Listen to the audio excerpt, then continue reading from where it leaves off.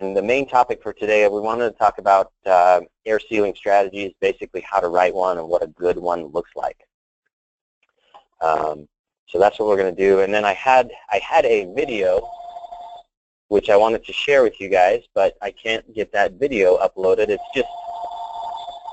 It's just a 3-minute video, and so I'll upload that tomorrow and post it on YouTube, and then send everybody a link. So you'll be able to watch that sometime later this week if you want. Anyway, so for the old business, just in the last few meetings I've been talking about our BPI auditor class in January. Our last one that we have scheduled, just on the schedule right now, is in January. We don't plan on doing any more in the near future unless you guys reach out to us and let us know of your need. But the one in January is full, so if you're not, if you haven't been invited or you're not signed up for that one, then we're not planning on holding any others unless you call us. So the next one was we had an unanswered question from a couple meetings ago about when is a QCI required to send somebody back, and could a QCI actually fix something or you know, install something on a job. Brad was able to get an interpretation from DOE on the word work. Basically, he reached out to them and said, can you weigh in on your definition of work? And the reason why was because DOE, I just scrolled down to some of the information that Brad sent us. But DOE puts out their program notices. They call them Weatherization Program Notices, or WPN. And so they put out in WPN 15-4, that just means that they put that out in 2015, and it was the 4th one they put out, give or take. They use this term QCI work, and Brad asked them to weigh in on what work meant and whether or not work meant that a QCI could actually do something. Based on what he got back from DOE, and they did put this in writing, he's just, Brad summarized what they put in writing. But it basically said that work can, a QCI that can be, sorry, let me just read it. Per my discussion with DOE's PO, or project officer, yesterday, WPN 15-4 QCI work that can be performed by the QCI when on-site and during the inspection would be limited to minor tweaks and final adjustments to the installed ECMs, or energy conservation measures, to ensure compliance with the SWS, field guides, and such. QCI work shall not include the installation of new or missing ECMs the QCI finds during the final inspection process. So DOE basically said if you needed to tweak or adjust, I think probably the example that comes to mind the quickest for me is that if your QCIs wanted to actually set the ASHRAE fans at their final settings, that would be okay, but they can't install an ASHRAE fan. So they should not be installing measures. They could do minor tweaks according to DOE. Now that for the guys out in the field, that does not mean your QCIs can now do a whole bunch of work for you. In fact, this is really going to be up to your coordinators. If your coordinators look at this and they still decide they don't want QCIs doing anything at all on the job, that's their prerogative. They're welcome to do that. Just that there were a few agencies that had this question, and so there's an answer. Now it's up to your coordinators to decide how they want to implement that. So does that work? Does anybody have any questions on that? No. I do have one thing, though. Yeah, go ahead. As far as the QCI goes, I don't know that it's necessarily a very good idea to have the person responsible for getting the number of completions of homes turned into the state being a QCI. Only because we know that there's a certain number of homes that we need to get completed, and there might be a tendency for us to, not send a crew back for mistakes that they've made that they should be sent back for. Only based on the previous monitoring that we've had, that I looked at it and re-looked at some of the jobs and thought, any other time if we weren't under pressure to get jobs done, I probably would have sent guys back. Yeah, that makes sense. You guys still hear me okay? Yep. Okay, I just realized I didn't, the guys in the room here in Mexican Hat can't hear what's going on, so I had to make an adjustment. Yeah, that's a very good point Lauren makes. There could be a little bit of a conflict, and so if you have the ability within your agency, that is definitely something wise to consider, to kind of separate those duties. Not just when it comes to QCIs and you know, the person turning in the completions, but also, you know, there's a handful of other issues that could come up where, you know, you could have potential conflicts, and it's good if you are able to, if you have sufficient staff to separate some of those duties. At the same time, though, if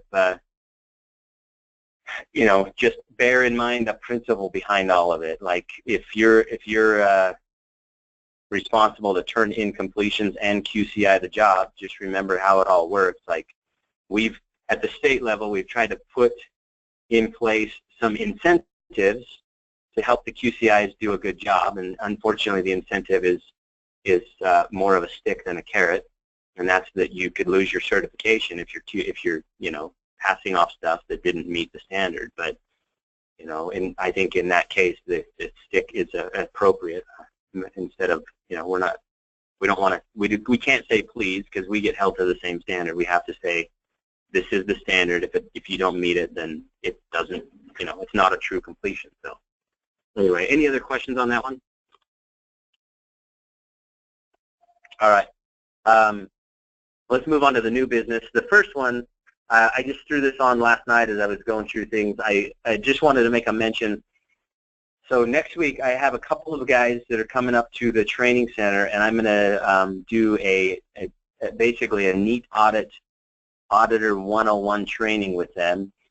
This started out as basically there was one new auditor, and we were going to just, you know, go through some stuff to kind of bring him up to speed and get him going. And then as a little time passed after we scheduled this, found out about another new auditor, and we invited them, and then another agency found out about it, and they have a person on staff, and it was a good idea to have them join us. So I all of a sudden had a class, in more than just a one-on-one, but a little class started that we're going to hold next week. I'm not inviting anybody else to that class, but what I realized was that I haven't put this out to anybody to say, hey, if you guys need this class, you know, we'll hold it and you know, provide that for you. So I just wanted to say I'll be doing my first one next week, but you know, if you guys hear about this, it wasn't because I wasn't trying to invite anybody, and if you want this type of training, let me know and I'll schedule another class in the near future.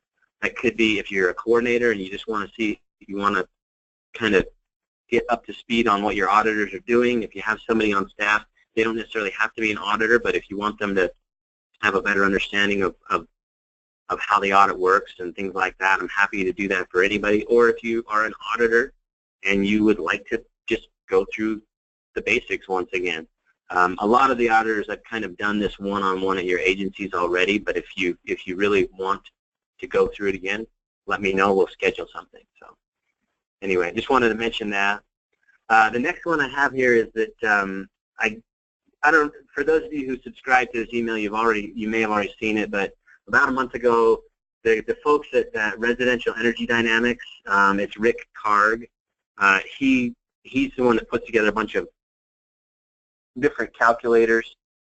I think auditors and some of the QCI guys you may have seen or may be using some of these calculators. He just put one out that I thought was kind of interesting and wanted to mention to you guys. He put a calculator together that basically has the Panasonic fans that a lot of you guys use, and it does a calculation on how much energy, like the heat and cooling energy that's being lost or being used based on what that fan is set at. And it's a simple calculator.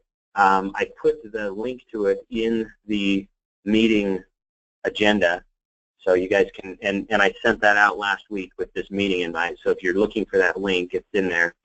And I'm sure it's on their website, but I couldn't a quick glance last night. I couldn't find the link right away. So anyway, but all you do, you select the fan.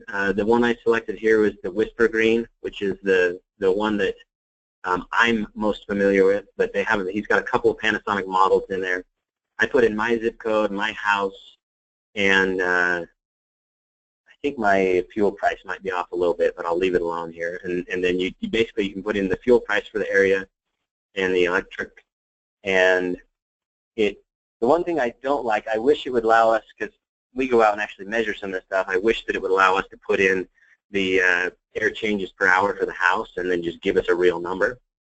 But it's just based off the weather file, and you do the stories, so it does account for stack effect. But it'll just give you an idea on what it's actually costing in energy, the energy that's lost and gained, you know, in the home for each year based on how leaky that house is. So, and they just do high and low. The high is based off of a home that's type up to 3 air changes per hour, and then the low end would be one that's at 7 air changes per hour. I think it's good information if you guys know that, because I would assume some of you are facing that question from your clients.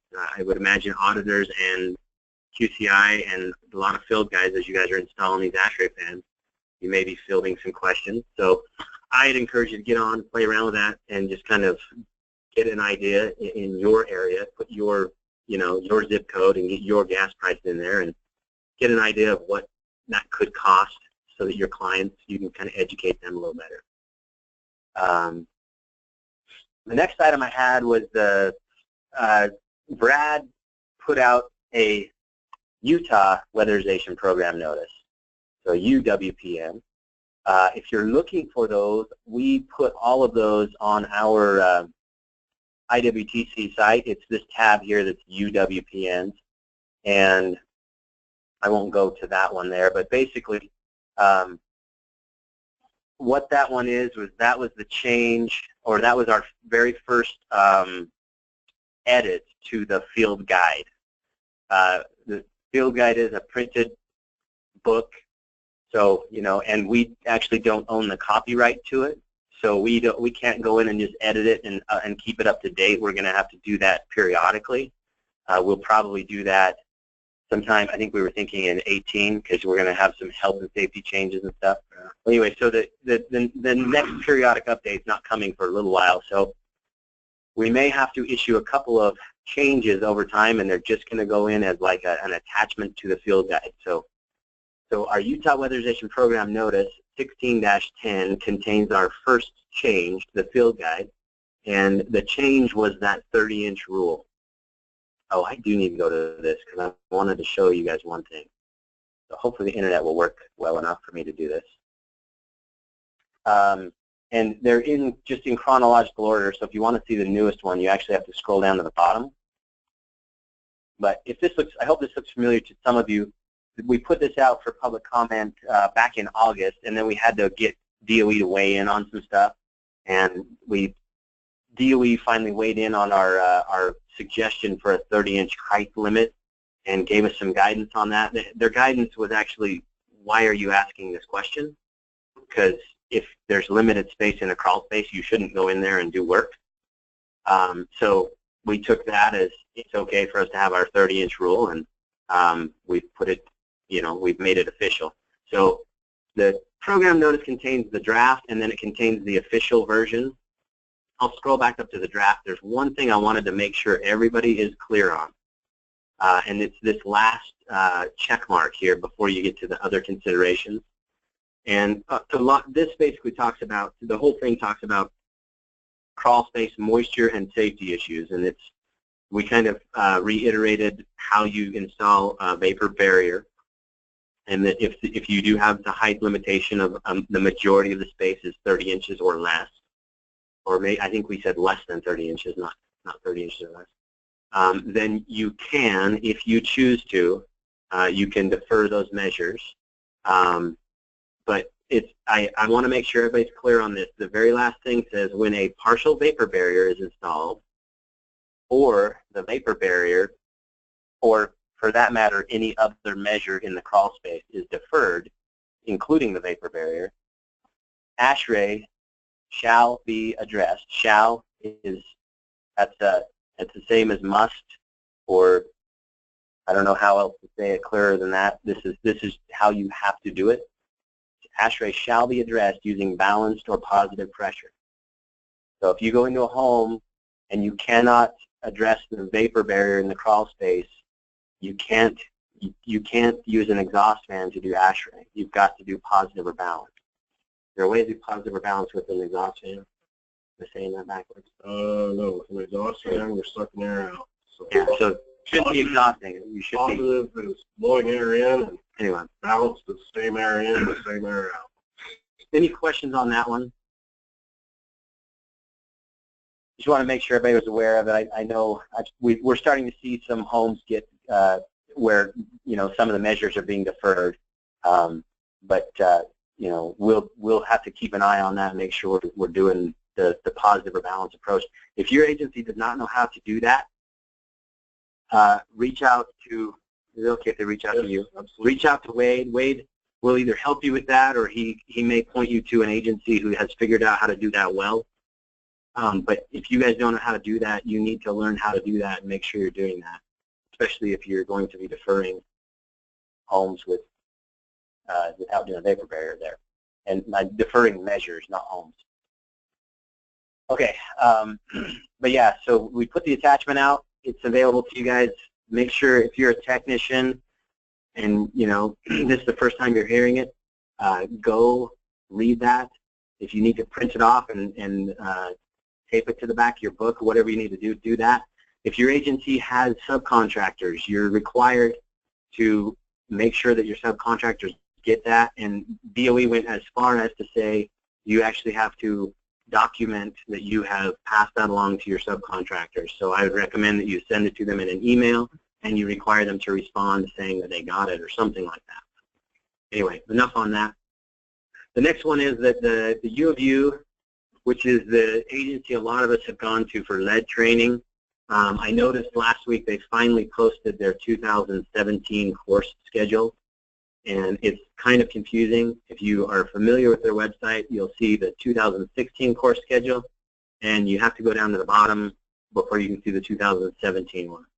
So if any of you out there have been waiting to figure out what day you need to set aside for some lead training coming up, especially if you have to do a lead inspector refresher or the lead inspector course, which they only hold once or twice.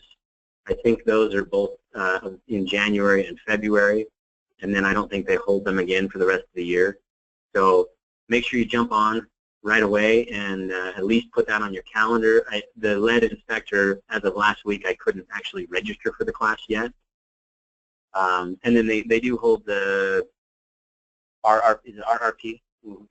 Yeah, they do hold a couple of those throughout the year. Anyway, so they posted their schedule, just FYI. And there's a link to their website if you need it in the notes or on the agenda. Okay, any other questions or any other issues they may have before we move on to the main topic for today? Well, and I had one other thing to add. If you don't get in, and get your recertification and you let your inspector expire, you do have to go to the Department of Air Quality and retake both tests. Oh, that's good to know. That sounds like somebody learned that the painful way. Thank you for that. All right. Okay, so the main topic that we wanted to talk about today is something some of you guys may be sick of hearing by now, and that's that the whole idea of an air sealing strategy or a written air sealing strategy. You may have had either Dalton or Wade or myself come to your agency and tell you that we really don't want to see blowed or guided air sealing on your work orders, and basically as your main strategy. What I've been saying is that I'm okay with that if that's the last thing you write on your list, and that you have a well thought out written strategy.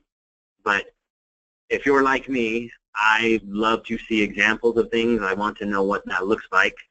And so I figured it might help if we actually if I showed you guys what a good written strategy would look like to me, and then hopefully that will help you guys a little bit, because so far I have yet to see one, and I've reviewed a lot of audits lately.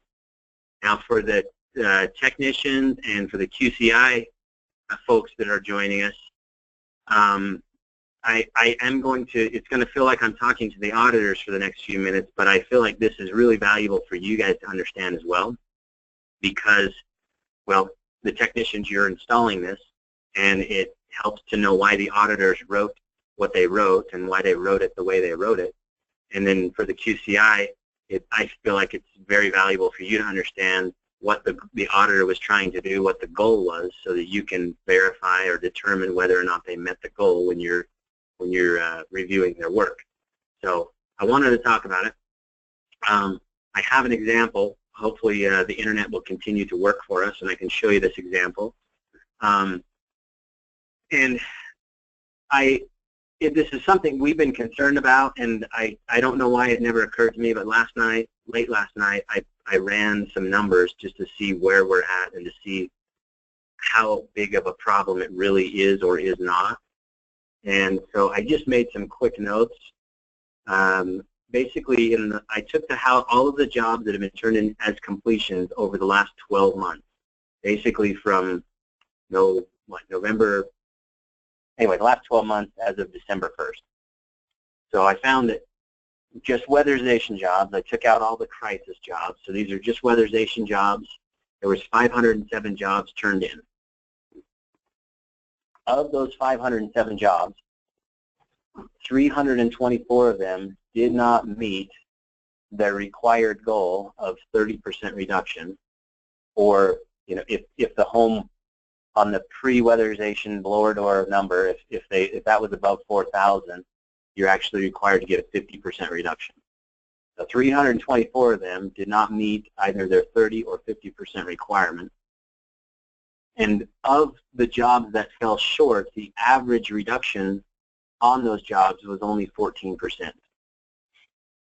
So on average, we're only meeting on some of the jobs, like, just a little over half of the jobs, we're only getting like a 15% reduction, which we have not held you guys to the fire on this yet, but it's coming, and basically we just feel like we really need to step up on this. Now, this is not to say that you guys are doing bad air sealing and that things are broken and not working. If you actually look at the total average across the whole program, the average air sealing on all of those 507 jobs was like 27%. So there are a lot of jobs where you guys go out and you knock the ball out of the park and you do a really good job, or there's some good opportunities to do some really good air sealing. But I do feel like it's substantial that more than half of them that we're not meeting our goal, and on average that we're only getting like halfway there. So there is a need to improve there, and I hope that what we talk about here will help. If you guys are finding other methods that are more helpful, please let me know. Because if what I ask you to do today is not helpful, and you find better ways, like, let me know and we'll share it with everybody, because the goal is just to improve upon this, not necessarily to follow some rigid process that I've come up with. With that, I'm going to show you a very detailed process, and I don't want you to ever follow it. I just wanted to show you what you should be thinking about if you were writing an air sealing strategy. I'm going to open up a form that has lots and lots of information on it, and I don't ever want you to actually fill out a form like this. This is just to show you what you should be thinking about as you go through the process. So let me open that up really quickly. So I grabbed a sample audit. If this audit looks familiar to you, I did grab it from the field, and I basically blacked out all the information on it. And I haven't spent much time in this audit, so it looked like a pretty decent audit at a glance, but it's a real audit. So this is the recommended measures list. So I'm on the left hand of the screen, I'll put that, and then let me open up my way overly detailed form that will, I'll show you basically just what the thought process ought to be. Oh, let me back up one step here. I wanted to read the guidelines real quick when it comes to infiltration reduction strategy. So your air sealing strategy.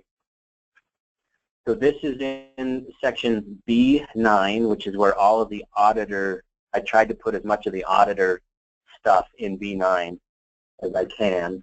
And then the very last section of B9, which is section 8, has like a list of all the things that you do in the audit. When you come to the duct and infiltration tab, this is all the this is some information about what should be put into that portion of the audit.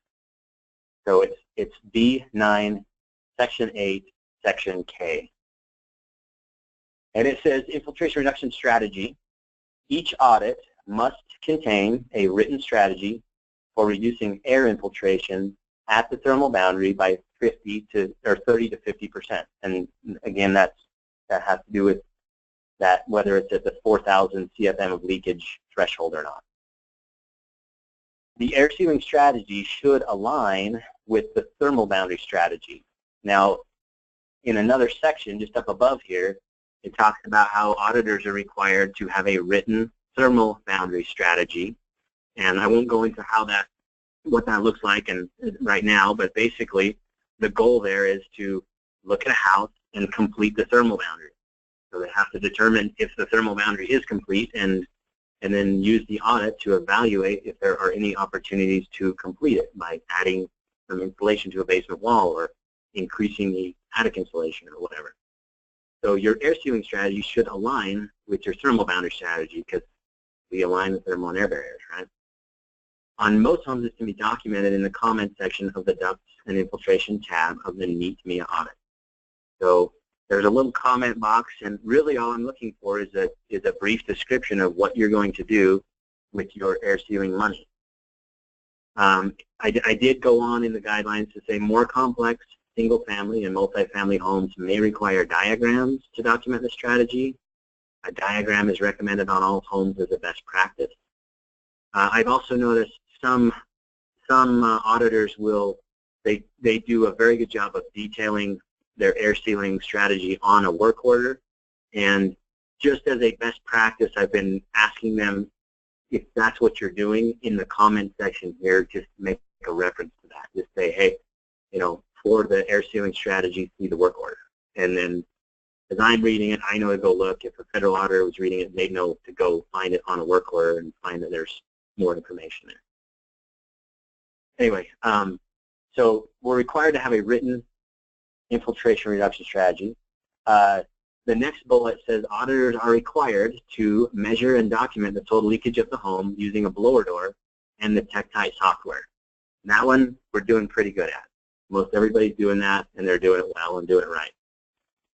The next bullet says they're required to use the blower door and other methods listed in Utah Field Guide Chapter 12 to identify air sealing opportunities.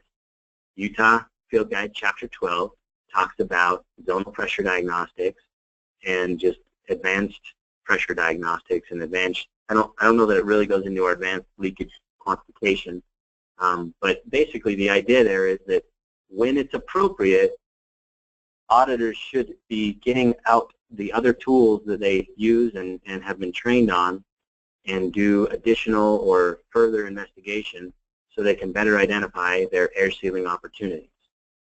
And so it's not in every case. You don't have to take all of these same measurements every single time, and that's why we've left it as this. We're no more prescriptive than that. But we are expecting you to do that. Some of you may have already noticed that when Dalton and Wade come to your agency, they are performing these measures when they're appropriate, and then they're asking you why you did not address things. They're asking you why you missed opportunities by not doing these tests. So as auditors, you need to be doing these. If you need help or if you want to get better at that and you need our help, let us know. We're here to help. Okay, so the next thing auditors are required to do is bullet number C. Maybe I don't know how well I wrote that, but anyway, this is really the prioritization list when you're writing your air sealing strategy. Air sealing opportunities should be prioritized in the following order. The first bullet says, and basically the highest priority on your air sealing strategy is duct leakage to the outside. Now, this is something I could talk about for an hour and a half, but I will just, hopefully I've addressed this with most of the auditors, that on the audit, when you come to the ducts and infiltration tab, you can either put all of your duct and infiltration items together as one energy conservation measure, or if you get out your duct blaster and take a couple more measurements, then you can split these apart and you can basically evaluate them as two measures. One as, you know, your duct leakage measure, and then a separate one for all of your other infiltration. If you do that, it'll end up putting more money into the job and allow you to spend more money and do better air sealing. If you don't do that, then we put in the guidelines that your duct leakage is now your highest priority and you need to address it as such. So priority number one is to address any duct leakage outside of the envelope. Priority number two would be opportunities that can be addressed in conjunction with your thermal boundary strategy. I'll show you an example of this in a minute, but basically we want to align our thermal and air barrier, and if you're going to go up and you've got an attic with no insulation in it and you're going to go add 16 inches, then you really ought to have an air sealing measure to address any opportunities before you add your insulation. Now I realize a lot of you guys are already doing this and you're going, Matt, why do we have to have this formal process to document what we're already doing? And I think in a lot of instances you're doing good at this. In some instances we're missing some opportunities because our average is that 14% that I was talking about. So I'm hoping that some of this stuff will help us to just do a better job of identifying the opportunities and focusing on the right areas while we're in the home. So ducts first, and then anything that has to do with your measures where you're going to complete the thermal boundary, and then the last four are your air sealing opportunities that are between the conditioned space and the attic, between the conditioned space and the attached garage, between the conditioned space and the basement or crawl, and then your lowest priority would be your opportunities between the conditioned space and the outside. Can anybody tell me why that would be the lowest priority?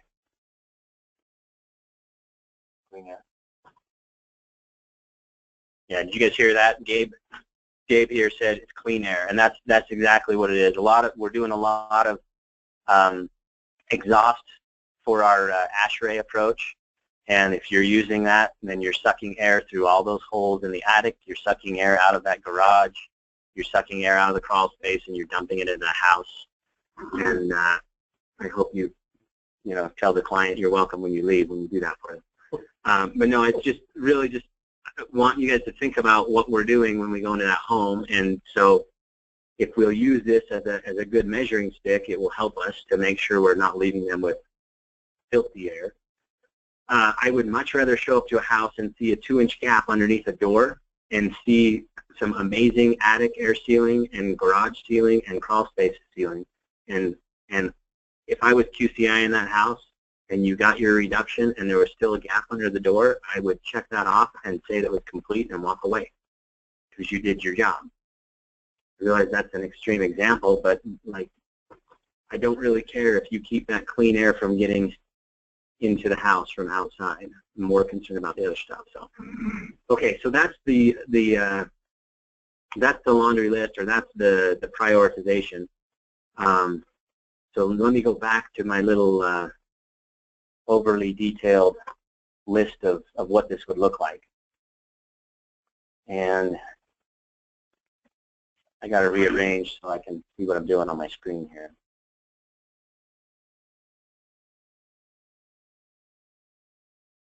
Okay. So we have a house, and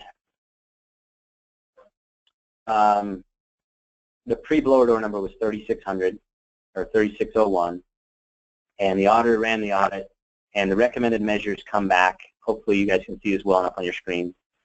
The recommended measures come back as we're going to do some infiltration reduction, and it gives us a budget of about $1,080. And then there's pipe insulation, tank insulation, wall insulation on a bunch of walls, some low-E windows, door replacement, attic insulation, another door replacement, refrigerator. This one was going to install a heat pump, and then we had a couple of health and safety measures down below. So that's what the audit says to do on this job. So when it comes to your infiltration reduction strategy, these are some things that the auditor should be thinking about as they're writing this brief list of things to do. So pre-blower door number is 3601. So your post-blower door number, which would be 30% less than that, is 2500, which means we're going for a required reduction of 1080. I apologize that these numbers are the same. It just happened to be that way. But the reduction is 1080, and when this auditor ran the audit, it gave them a budget of $1,080. So the first thing you want to think about is your infiltration reduction that you're going to get from your other measures. Usually these are all energy conservation measures, but from time to time you may have an incidental repair that may also give you some infiltration reduction. But look at this list and say, okay, on this list, which of these measures will affect how leaky the house is? So wall insulation is going to have an effect on it. Our windows is going to have an effect on it. Our doors will have an effect on it, and insulating the attic should have an effect on it. So, and it's just, you're just taking a mental stock of what's going on real quick. Okay, I got these 4 measures, and think about what you experience, and if you're not aware of what kind of reductions you can expect, if you get an opportunity, do a little testing from time to time and see what you can learn. I had to just throw some numbers out here, and these are guesses, and I think you guys will make the same guesses, but start making these guesses and see if we can start to learn a little bit more about what we're doing. But so, what kind of reduction would you expect from all these things? So I just put a number in here and guessed it at what I might expect. So, basically, I'm guessing from all those measures I should have about an 850 CFM reduction. We're going for 1,000. But we have a budget of 1,080, and we haven't spent any of the money yet because these are all energy conservation measures. So then on down to that prioritization of your air sealing opportunities. The first and highest is your duct sealing, and here you've got to think about, how am I going to address this? First off, is there any duct outside of the envelope or not? If there's not, then don't worry about it. Unless you've got some duct leakage in your CAS. That's a different issue. And then, if there is duct outside the envelope, are you going to evaluate it as a separate measure, which I highly recommend, or are you going to include it in your infiltration reduction measure? If you're just going to include it in there, then think about how much reduction, like what's available to you. Is there some duct exposed that you can get to and seal up? How much would you estimate you could reduce the leakage by, and what is your estimated cost? Now, this is one that may require you get out the duct blaster, and if you do that, then you might as well use this other option. But over time, you'll probably learn that you can, expect a certain amount of reduction based on how much duct you can access. So here I just wrote, we would include it in our infiltration reduction measure, and the opportunity would be to seal the exposed duct in the garage and the main plenum in the attic. And I would anticipate about 125 CFM reduction, and I'm estimating it's a cost of $55. On to the next one would be your thermal boundary measures. So all of those measures that affect the thermal boundary, are there any other air sealing opportunities that you need to address? Now these are thermal boundary measures, but these are things you're doing as an energy conservation measure. Now it's like, okay, what do we need to do in conjunction with this that's really air sealing? Or is there anything we need to do before we do these things so that we can get our air sealing and then we can add the insulation or whatever? So the thermal boundary measure air sealing, in this case I wrote down for wall insulation, patch a couple of holes on the north, in the drywall, in the north exterior wall, and apparently these were large holes. So I put 200 CFM reduction. Attic insulation, air seal 6 can lights and 4 light fixtures, 100 CFM reduction, and a $40 cost.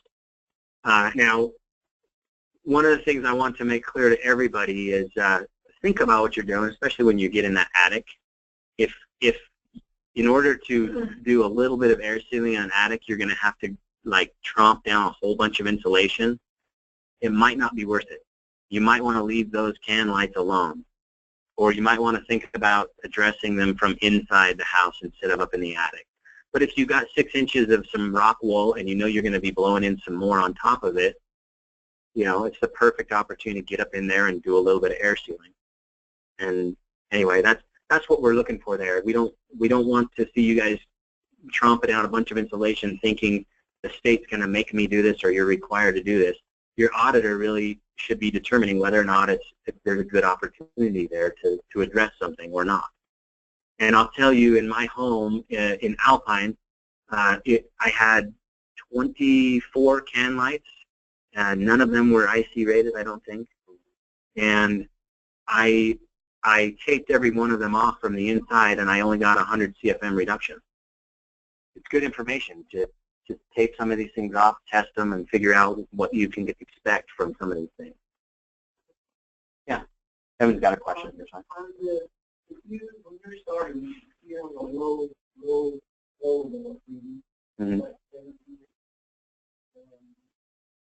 and unit lower it off. What happens then?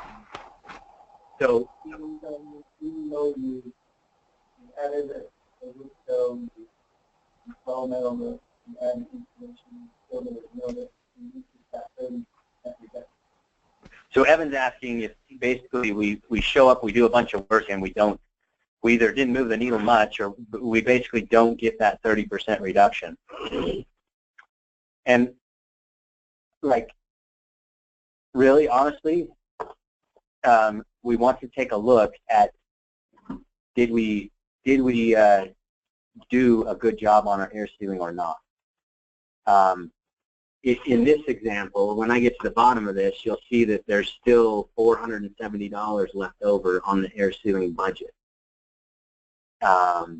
Based on these estimations, and these estimations may be way off. I just threw some numbers on a paper last night. You guys have a lot more experience than me, and your estimations will be much better than mine. But if I looked at an audit and the blower door number is really, really low already, the audit's only going to give you a budget of $100 to spend. If you can't move the needle very much with that $100, then when I look at that, I go, oh, well, what the audit was telling you is that the house was already tight. We have our target right now in our program it's not a very precise target. It's kind of just a broad target where we said, well, let's get a 30% reduction on all the homes, and that's why I'm feeling okay that on average we're close to 30, but we're still not there yet. But the audit also helps us. The audit says, you know what, this house is actually tighter than most, so if you wanted to get a reduction on it, we're only going to give you a little bit of money to get there. So it kind of helps steer us there. We may have some discussions in the near future about getting a better target, so that if you did get to that home and the home was already at 6 air changes per hour, and we may talk about just moving the needle and getting it to 5, and that being our goal instead of trying to get a 30% reduction on a tight house. But yeah, so 2 questions there was that if the house is already kind of tight, what do we do? Do we have to get our 30% reduction? And then the other question was, if we do a bunch of work and we don't meet the goal of 30%, what do we do?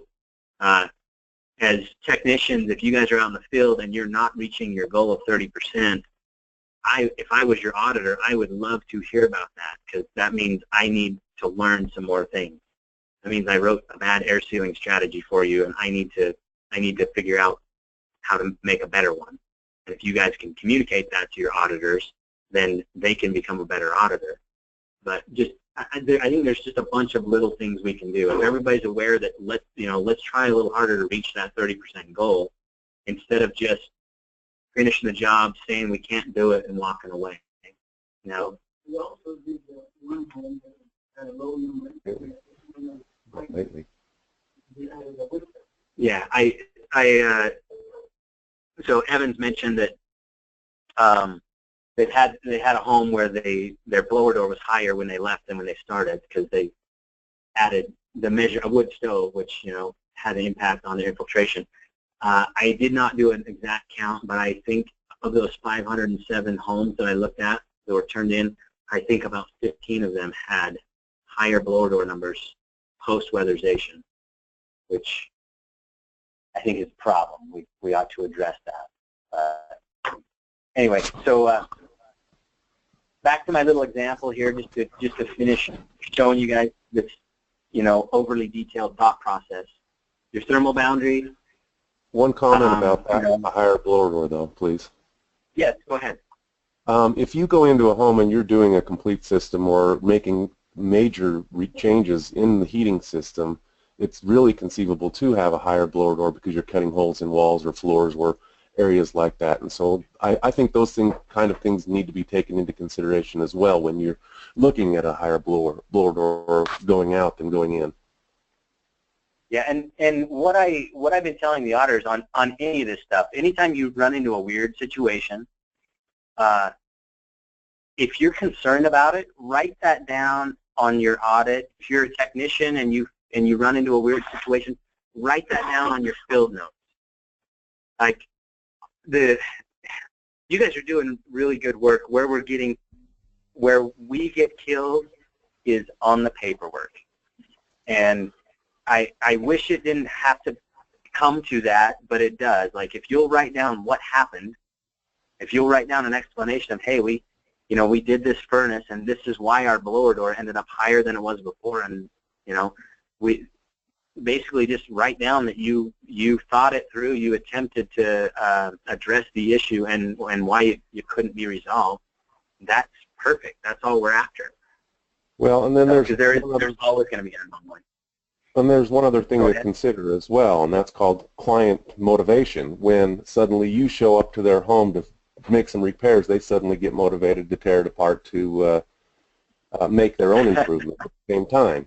And it happens what are you quite talking about? often. That never happens. Yeah, that's the perfect thing to put in your field notes. Yeah, and I do understand, of course, if you're going to be documenting that, that's the better way to do it. Sure. Yeah. Yeah, and we can't fix stupid, but we can write it down. Like, because there's always going to be some weird thing going on, and that's really, really helpful. We went to a house yesterday and we saw a weird thing happening, and if it was something that the client had done post weatherization or during weatherization, if there had been a note about that would have answered some of the questions we had about it. And it's not all just, we're not just trying to make a bunch of extra work so you guys can write down so that we can read a story later and make sense of it. But it really is, we have to justify how we're spending these tax dollars.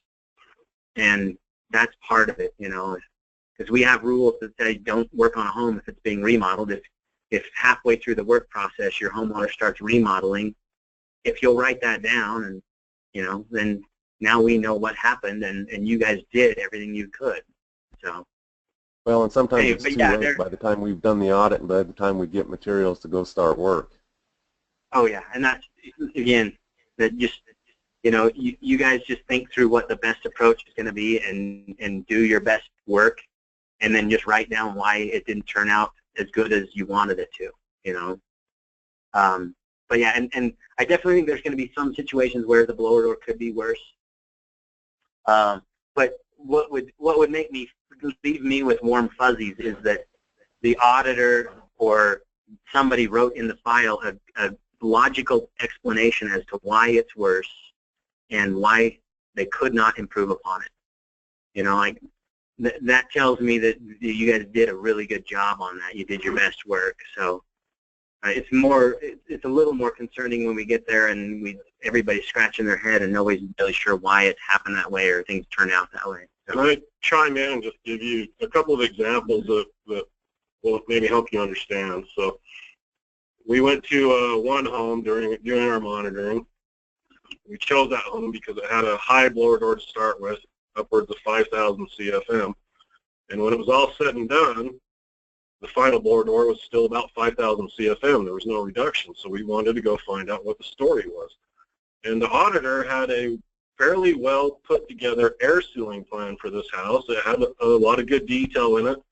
And we could see that he had given it some serious thought. We could see that the crews did, you know, everything. They tried everything they could. But this was just one of those houses. It was built in the 1800s, and it was big, and every part of it was finished. And try as they might, they just couldn't get the blower door down. And we were fine with that because there was a plan, and there was some effort, and we could see they thought about it. But when we got to the house, we were like, yeah, we agree. You've tried everything you possibly could here, but this is just the way this house is, the way it's built. And short of tearing the house apart, which we can't do, and starting from scratch, we'll probably never get the blower door down. So we get that. It happens. And there was just some good documentation, and we had the ability to see that some effort and thought was put into it. Now we went to another house, same scenario. The blower door on that one was, you know, north of 4,000, and when they were done, it was still north of 4,000. And the auditor's air sealing strategy said, do blower door guided air sealing, period. That was it. And the crews noted they did blower door guided air sealing. And it took Dalton and I all of 10 minutes to find massive leakage that was missed, massive.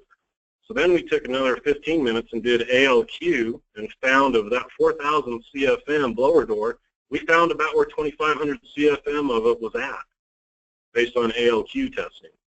So in that case, that's where we raise our eyebrows and go, wait a minute, what happened here? The auditor missed this, the crews missed it, and the QCI missed it. And it took us literally 5 minutes to find these massive leakage areas. So when we see that kind of stuff, we go, okay, you know, the auditor had this anomalous do blower door guided air sealing. Didn't give the crews any direction. So hopefully that helps. Those are two examples of one end of the spectrum and the other. And what we look at in my perspective when I'm doing finals. Well, and I'm not doubting that on the testing at all, but when you're looking at something like that, I think that you have to take into consideration the experience of the technician that's doing it, the auditor that's doing it, because if you were to go back and look at our numbers on blower door numbers based during ARA, when we were doing blower door guided air sealing with experienced people, we had really great numbers and great reductions.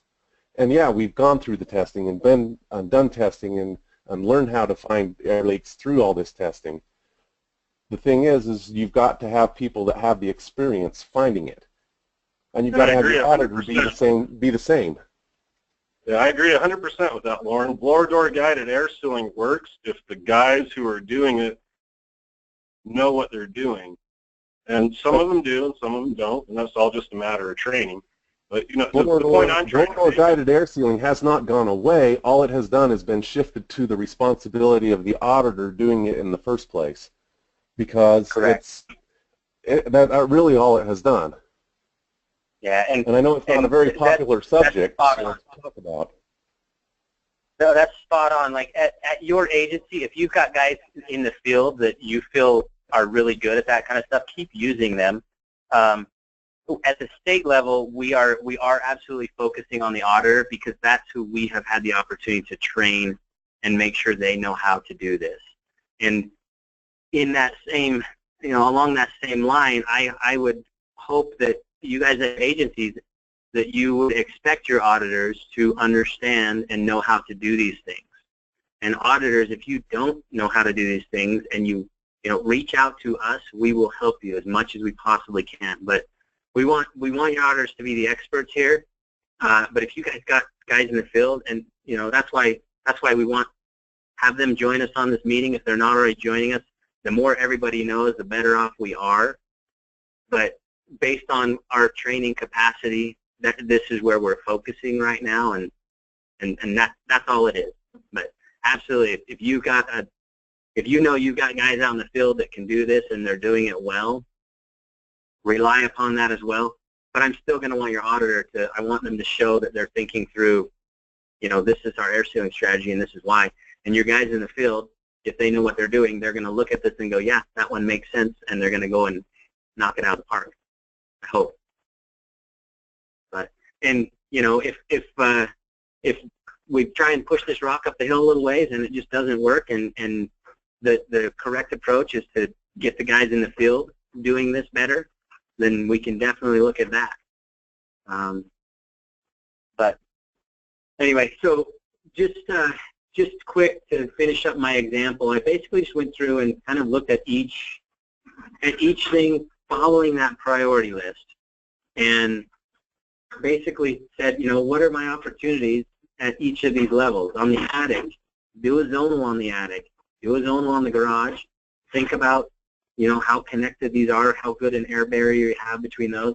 In this case, I just kind of thought through all these things, and the air sealing opportunity for the attic was just to air seal the attic scuttle, because, based on this house at a 41, and it had, adequate ventilation in the attic, but it wasn't excessive. I determined that that was a good air barrier, and, with the sealing the can lights up here and attic scuttle sealing there should be sufficient.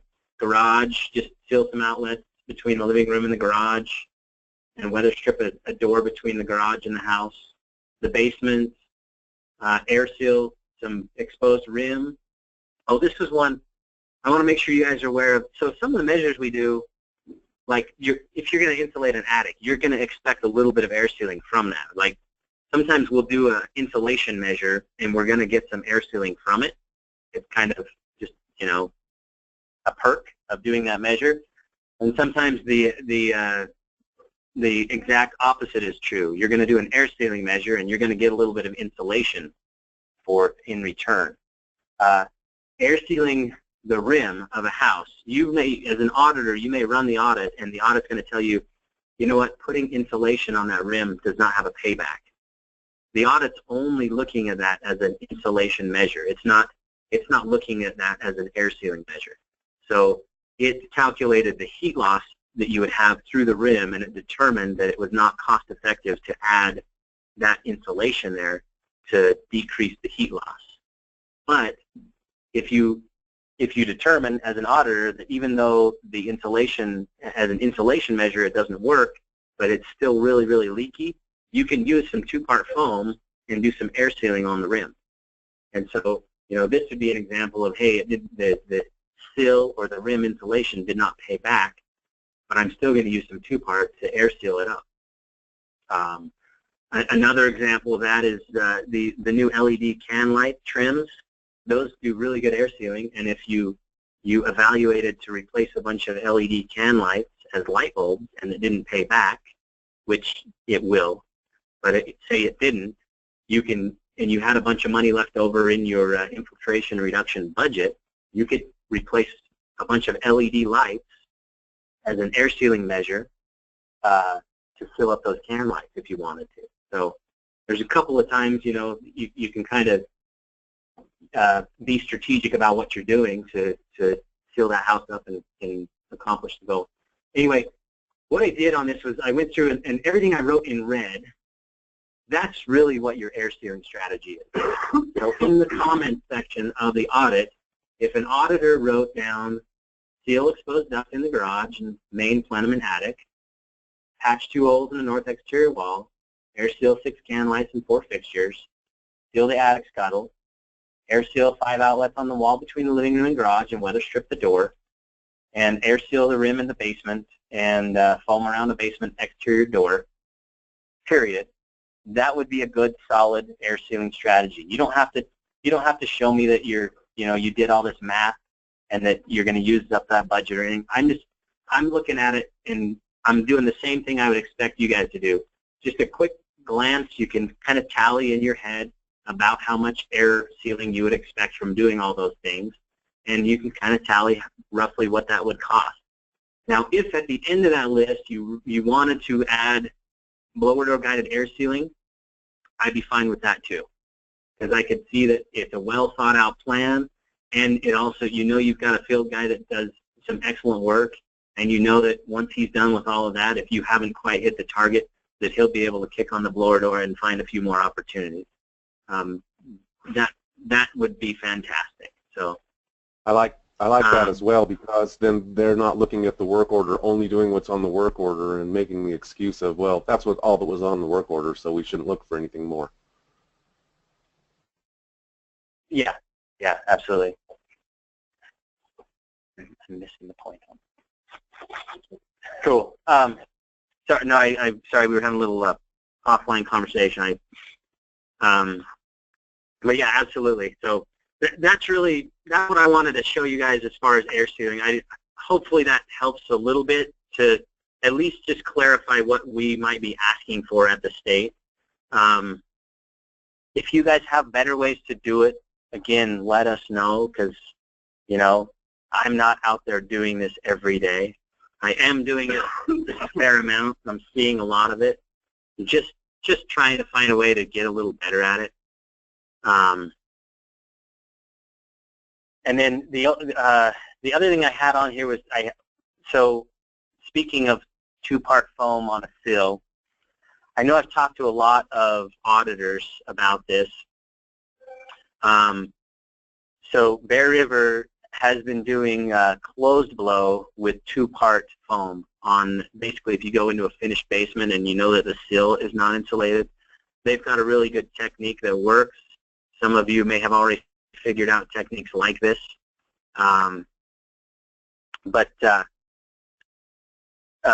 Anyway, I went up to Bragg a couple of weeks ago and just shot some video of it, and I just put together a little 3-minute video showing how they're doing it.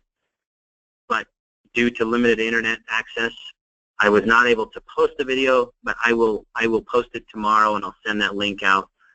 So if you can, watch it. If you're a technician, watch it. You guys, I know you'll be able to go out and make improvements on it and make it work well for what you're doing.